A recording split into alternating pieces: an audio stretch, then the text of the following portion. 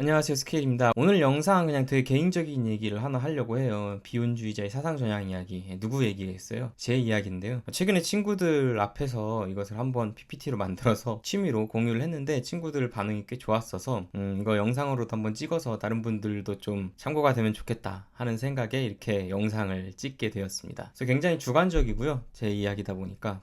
그래서 알아서 참고해 주시면 될 것 같고요. 자, 그럼 시작을 해볼게요. 제가 결혼하기 전에 생각을 좀 해보면은 이런 생각 되게 많이 했어요. 결혼해야 되나 말아야 되나, 언제 누구랑 해야 되나, 아니 꼭 낳아야 되나, 막 이런 생각 되게 많이 했는데, 이때 주변에서 뭐 되게 많은 의견이 들려왔어요. 이거 물어보면은 막 술자리나 뭐 카페에서 막 이런 얘기 하죠. 야, 너 결혼 웬만하면 하지 마라. 할 거면 최대한 늦게 해라. 막 이런 얘기 하거나, 아, 결혼은 뭐 별거 없고 그냥 나이 차고 그냥 그때 만나는 사람이 하는 거야. 뭐 대단한 게 아니야. 뭐 이렇게 얘기하는 사람도 있고, 야, 아이는 그냥 최대한 천천히 낳아라. 야, 그냥 그렇게 생각해라. 이렇게 하는 사람도 있고, 야, 육아는 진짜 힘든데 진짜 그래도 행복한 게 있어. 뭐 이렇게 얘기하는 사람도 있었어요. 근데 전 이런 의견을 들을 때 제가 어떤 느낌이었냐면은 일종의 드라마 쪽대본 같은 느낌이 들었어요. 이리저리에서 약간 파편화된 의견이 날아오는 느낌이 들었는데 전 조금 일관된 원칙을 누군가 말했으면 좋겠다라는 생각을 했거든요. 그래서 제가 일종의 일관된 원칙으로 제 이야기를 좀 설명을 하려고 해요. 여러분한테 맞는지는 모르겠지만 어쨌든 일관되긴 합니다. 제 스토리를 좀 얘기하자 보면 저는 일단 비혼주의자였어요.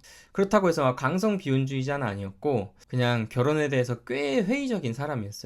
그때 근거가 뭐였냐면은 일단 결혼하면 더 이상 새로운 이성을 못 만나는 게 너무 족쇄처럼 느껴졌던 것 같아요. 그 당시에는 뭐 연애를 해보면 제가 뭐 연애를 10년 막 그렇게 해본 게 아니었기 때문에 과연 결혼하면 20년 30년 가야 될 텐데 다른 누구와도 안 만나고 그렇게 결혼 생활을 할 수 있을까? 그런 자신이 없었어요. 솔직히 얘기하면은 또 아기를 낳는 거에 대해서 되게 좀 두려움도 컸었어요. 아기 낳으면 내 시간이 없어지고 또 선배들이 이렇게 아이랑 같이 노는 사진 올리는 거 보면은 당시에 저는 이게 막 그렇게 좋은 생각은 아니지만 지루해 보였어요. 조금 육아하는 게 되게 지루해 보이고 삶이 재미없어 보인다 이런 생각을 했던 것 같아요. 그리고 또 결혼을 하게 되면은 와이프 가족으로부터 새로운 가족에서 오는 복잡한 관계가 생기는데 이게 되게 전 부담스럽다는 생각을 했어요. 막 생일 챙겨주고 막 이런 게 부담스럽다고 생각했고 전반적으로 자유를 지키고 싶다는 생각을 했어요. 근데 그러다가 와이프를 만나게 됐었는데 와이프를 처음 만나게 된 거는 연락하기 한 8년 전쯤에 만났어요. 어떻게 만났었냐면은 되게 특이한데 제가 일종의 잡지사랑 인터뷰를 할 기회가 생겼었거든요. 예전에 대학생 때쯤 그때 인터뷰를 하러 나온 인턴 기자였었어요. 그 기자분이랑 얘기를 하는데 뭔가 말이 되게 잘 통하고 뭔가 대화를 하는데 막 빨려 들어갈 것 같은 이상한 느낌이 그때 당시에 들었던 것 같아요. 근데 그때 또 어떤 느낌도 들었냐면 전 솔로였지만 뭔가 연락해보면은 남친이 있을 것 같고 연락하면 차일 것 같다는 생각을 했어요. 그래서 일단 그때 어쨌든 기자랑 연락을 해야 되니까 연락처만 받고 이제 지냈는데 이제 그 당시에 그 이후로 이제 페이스북이 생기고 인스타그램이 생겼는데 뭐 연락처가 있으면 또 이렇게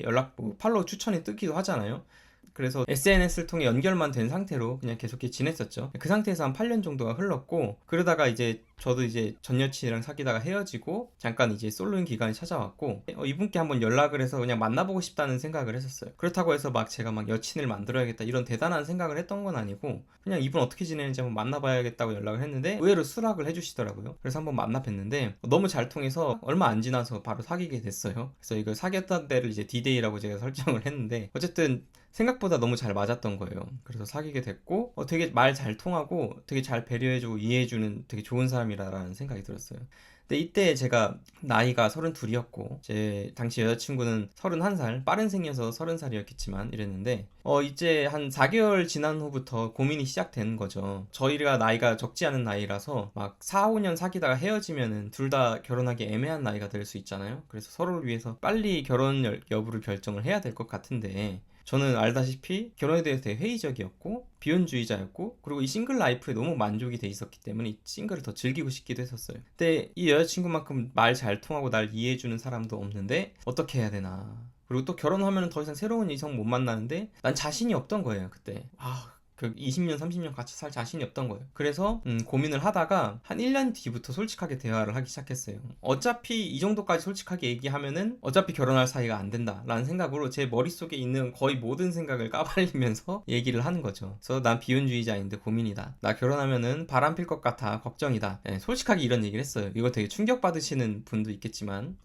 그리고 결혼하기 우리가 아직 좀 이르지 않나? 이런 얘기를 했고 이때 여자친구의 답변이 가관이었는데, 아니다, 너는 결혼 안 하면 혼자 찌질해 가면서 늙어갈 가능성이 있다. 너는 너와 마음이 되게 잘 통하는 사람을 좋아하는데, 네가 나이가 들면은 일단 그런 사람들은 거의 다 결혼해서 없을 거고, 나이 차이가 많이 나는 애들만 있을 때 그런 사람은 너를 이제 안 좋아할 거다. 반면에 너를 좋아하는 사람은 너가 좋아할 타입이 아닐 가능성이 높다, 이런 얘기를 했고요. 굉장히 무서웠죠. 그리고 반면에 우리는 이 정도로 잘 맞기 쉽지 않다. 그리고 앞으로 4, 5년 안에 이 정도 인연을 만나는 거 쉽지 않으니까 되게 희소하니까, 특히 나와 아이를 낳으려면은 더 기다리면 안 된다. 지금 해야 된다. 그리고 너 결혼하면 바람 필 것 같다고 했는데 내 생각엔 너 바람 안 필 것 같다. 뭐 이런 얘기를 하더라고요. 그래서 저는 이렇게 곧 생각을 한 거죠. 듣고 보니까 되게 설득력 있고 맞는 말이라는 생각이 들었어요. 제가 진짜 찌질해질 것 같다는 생각이 들었어요. 이게 가스라이팅일 수도 있는데, 어쨌든 찌질해지는 게 너무 무서운 거예요. 그리고 당시 제가 뭘 투자하고 있었는데, 투자해서 되게 높았을 때 안 팔았다가 뭔가 떡락한 경험도 있었어요. 그래서 이것도 비슷한 경험을 하는 게 아닌가 하는 무서운 경험도 있었어요. 그래서 결혼을 해야 되나 생각을 했는데, 어차피 결혼을 아이를 낳기 위해서 하는 건데 내가 무정자증이면은 결혼할 필요 없는 거 아닌가? 그래, 검사를 해보자 해서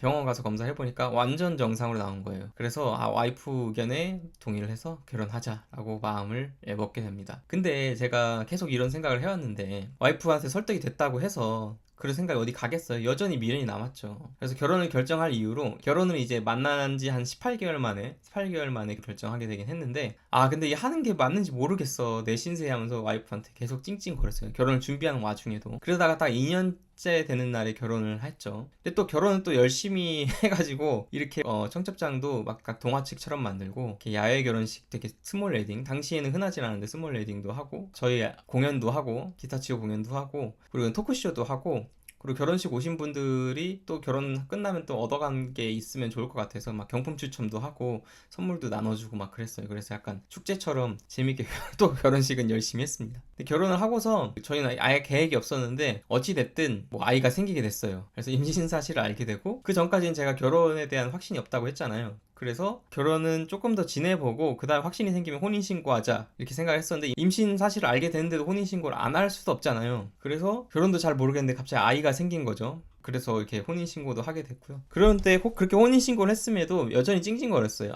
난 어떻게 뒤로 돌아갈 수도 없고, 나 아직 결혼에 대해서 회의적인데, 이렇게 찡찡거리는 와중에 배가 불러오면서 아이는 또 출산을 하게 됩니다. 근데 아이 태어나는데 아이가 너무 이쁜 거예요, 생각보다. 되게 사랑스러운데 인생 난이도가 진짜 많이 상승을 하게 됐어요. 뭐 애 키워보신 분들은 너무 잘 아시겠지만, 혹시나 안 키워보신 분들을 위해서 이 생활이 어떤지 좀 말씀을 드리자면은, 일단 24시간이 있고, 이 출산 전의 평일과 주말과 출산 후의 평일과 주말을 좀 비교를 해보면은, 출산 전에는 원래 뭐 회사 다니고 뭐 샤워하고 밥 먹고 이런 시간이랑 잠자는 시간 외에는 4시간 있잖아요. 뭐 퇴근하고 자기만의 시간이 있잖아요. 주말은 잠자는 시간 외에는 사실 나를 위한 시간이잖아요. 근데 출산 후에는 이게 어떻게 변하냐, 이 파란색이 다 없어집니다. 나를 위한 시간이 다 없어지고, 일단 잠자는 시간이 또 줄어들어요. 네, 그리고 원래 해야 되는 일은 계속 하면서도 육아는 계속 해야 됩니다. 왜냐면 얘는 아직 갓 태어난 아기라서 거의 모든 일거수일투족을 다 케어해줘야 돼요. 심지어 트름도 못해서 등 두드리면서 트름도 해야 되고, 뭐 기저귀 가는 건 기본이고, 그리고 분유를 먹기 위해서 막 분유를 세척하는 것도 기본이고, 그리고 잠자는 시간 주말에는 줄어들고 나머지 시간은 다 육아를 하는 거죠. 그렇다고 해서 이 육아하는 시간이 예쁘게 이렇게 배치되는 게 아니라, 일과가 있으면 막 잠자는 시간 어떤 시간 할 거 없이 계속 개입을 해서 아이를 도와줘야 됩니다. 그래서 이 당시에 저희가 베이비타임이라는 앱에다가 기록을 했던 건데, 여기서 이렇게 위로 올라가면서 보는 거예요. 네, 자, 낮잠을 자는데 보시면 안아서 재웁니다. 네, 그냥 자지 않아요. 이 친구는 그 당시에 무조건 안아서 재워야 돼서 막 허리가 나간 줄 알았습니다. 그리고 낮잠을 자면은 겨우 재워서 이렇게 겨우 눕히면은, 눕혔다가도 또 깨고, 그래서 등 센서라고 하죠. 그런 게 있어가지고 거의 계속 안아서 재웠고, 깨어나면 분유를 먹이고, 또 10시 42분에 또 낮잠을 자다가 또 분유를 먹이는데 역류를 많이 해서 한마디로 토유를 한 거죠. 수유를 중단하고, 그러다가 트림 시키다가 잠들었는데 보시면은 다시 2시에 깹니다. 또 이런 것도 있고, 7시 58분부터 8시 34분까지 30분 잤어요. 자주 깨고 아기띠를 하고 쪽쪽이를 해주면서 겨우 자고, 네, 뭐 이렇게 아침에 지내다가 낮잠을 안아서 또 재우고, 양쪽도 유축을 합니다. 이게 유축이라는 게 모유 수유를 하기 위해서 젖을 짜는 건데, 또 잠도 못 자고 와이프는 계속 그랬던 거죠. 그러다가 또 대변을 보면은 또 넘치고, 계속 유축 수유하고 분유를 먹이고, 또 밤에 낮잠을 자고 또 밤잠을 자고, 여기 2시입니다. 또 밤잠 3시에 잤다가 6시에 깨고, 그 사이에는 또 분유를 또 세척하고 그런 작업 필요하거든요. 그런 작업들을 계속 틈틈이 하는 거죠. 물론 이게 태어난 지 얼마 안 됐을 때쯤인데 한 45일 정도네요. 근데 난이도가 너무 높았던 거죠. 아이가 예민할 힘든데 굉장히 예민했던 거예요. 그래서 본인이 예민하시면 각오하시고, 물론 돈 많으면 조금 편해질 수 있습니다. 어쨌든 아이는 너무 사랑스러웠는데 인생 난이도가 대폭 상승하고 여전히 미련은 남아있고 굉장히 스트레스가 높아진 거예요. 그러다 보면 어떻게 돼요? 싸우기도 하죠. 그래서 갈등이 심화돼서, 아이 사랑스러워, 난 너가 싫지 않고 좋아, 근데 나는 더 자유롭고 싶어, 이런 생각을 하게 된 거죠. 그래서 한 며칠 동안 떨어져 있어 보기로 하고 저는 혼자 제주도로 내려가게 됩니다. 제주를 내려가서 뭐 여러 가지 일이 있었는데, 그 중에서 한 친구를 만나게 돼요. 그때 그 친구가 이혼 가정이었는데, 그 이혼 가정이어서 힘들었던 경험을 얘기를 듣습니다. 그래서 제가 잠시 떨어진 것조차도 아이한테 어떤 임팩트가 있는지 너무 잘 느끼고 있는 와중에 영상이 하나 날아오는 거예요. 근데 아이가 막 아빠를 찾는 막 그런 영상이었어요. 막 아이가 힘들어하고. 그래서 그거 보자마자 바로 상경을 해서 화해를 하게 됩니다. 그리고 화해를 하는 도중에 어떤 일이 생기냐면은 바로 둘째가 생깁니다. 둘째가 생겨서, 이 둘째가 생겼을 때 어떤 느낌이었냐면은, 와이프가 집에 들어갔는데 이렇게 누워 있는 거예요. 그래서 무슨 일이야 하고서 왔는데, 여기 테스트기가 위에 있더라고요. 그래서 뭐야, 무슨 일이야, 둘째라도 생겼어? 하면서 딱 테스트기를 봤는데 두 줄이 뜬 거죠. 그래서 저도 헐 하고서는 엄청 놀라서 저도 말이 없어졌고, 와이프랑 저랑 말없이 한 몇 분간 그렇게 있었던 기억이 있습니다. 그래서 와이프한테 그때 제가 했던 말이 지금 웃긴데, 우리 앞으로는 조심하자.